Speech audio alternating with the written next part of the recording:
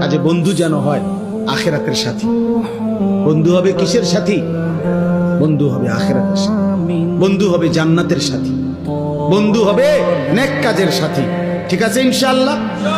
নেক কাজের।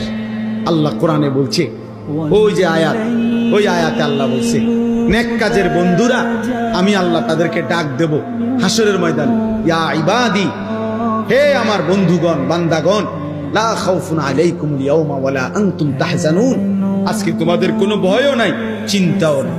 এরপরে আল্লাহ বলবে উদখুলুল জান্নাতা আনতুম ওয়া আজওয়াজুকুম তুহবারুন। বাহ! আল্লাহ বলবে তোমরা যারা নেক কাজের বন্ধু ছিলা, তোমরা বন্ধুরা একে অপরকে হাত ধরাধরি করে গলাগলি করে আমার জান্নাতে ঢোকো। খোদার কসম, এটা কোরআন কি বলে?